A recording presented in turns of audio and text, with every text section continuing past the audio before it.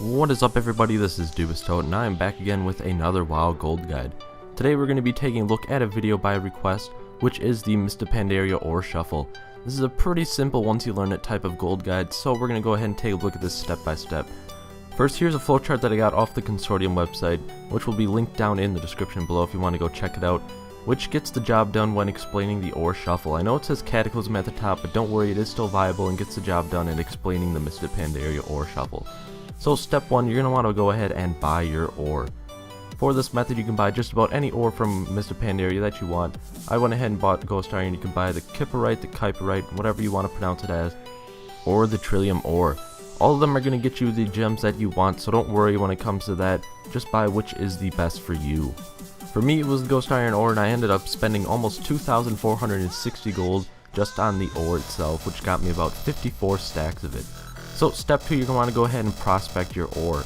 This is probably the longest and most boring part of this gold guide, but with the help of the macro on the screen right now, it'll make it very easy. You hit one button and it will start prospecting some of your ore. You can watch a Netflix video or whatever you may want, and you can just sit there and hit one button while it prospects for you. So there's the results from our prospecting. Feel free to pause the video because I'm not going to take the time to read all of that because there is so much. So anyways, now step 3, you're going to want to take your uncommon gems and turn them into jewelry, and you can also take your rare gems and just sell them raw or even cut them. It really is up to you what you do with your blues, as many people have different preferences.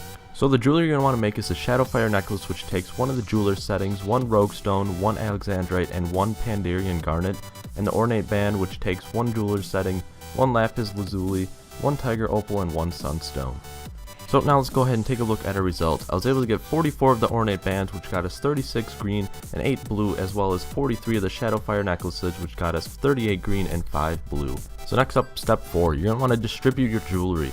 What I do with my greens is send it to my enchanting alt, and with my blues I just post them up on the auction house for pure profit. After you're done with that, you want to go ahead and disenchant all of your green jewelry on an enchanting alt, or if you have a friend, have him do it for you. So like the prospecting, this part can be long and boring, but I recommend sitting there and thinking about how much gold you're going to be making once you're done with this method. So once I was done disenchanting, I was able to get 16 of the Mysterious Essence, along with 166 of the Spirit Dust. So once you're done, you're going to have some mats to make enchants with, so go ahead and get some scrolls and start enchanting them. Making the scrolls is very important and is where you're most likely going to be getting the most of your money, so do not skip this step, otherwise you're barely going to be getting very much profit. So now moving on to our final step, you're going to want to go ahead and post up all of your auctions. Be careful though not to flood the market, it'll only hurt yourself, but give it a few days and you should have all of your items sold.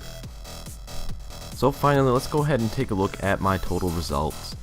From my raw gems, which were my rares and my leftover greens, I was able to get 3,687 gold. From my blue jewelry that I sold straight up on the auction house, I got 1,677 gold. And from the scrolls that I made with my enchanting materials, I was able to get 6,702 gold. But we have to subtract my mat cost, which was 2,460 gold, which gets us a total profit of 9,606 gold. It's over 9,000! Over 9,000! Over 9,000! 9,000!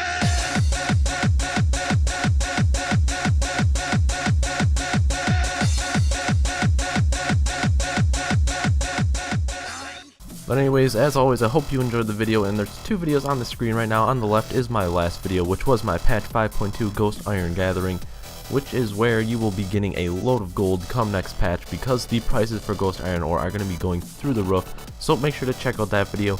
And on the right is a surprise video. I'm not going to tell you what it is as always, so go ahead and click on it and figure out what it is for yourself. And also on the bottom left is a link to subscribe to my channel. I release a new guide every Thursday, so you don't want to miss a single one, so make sure to hit that subscribe button so that you don't miss any of my future guides. And also on the bottom right is a link to my entire WoW Gold playlist where you can watch all of my gold guides I've ever created from the beginning to the very end. So make sure to hit that if you want to see all my gold guides so that you know a lot of different methods of making gold. Anyways, this has been Toad, you have been you, and I will see you guys later.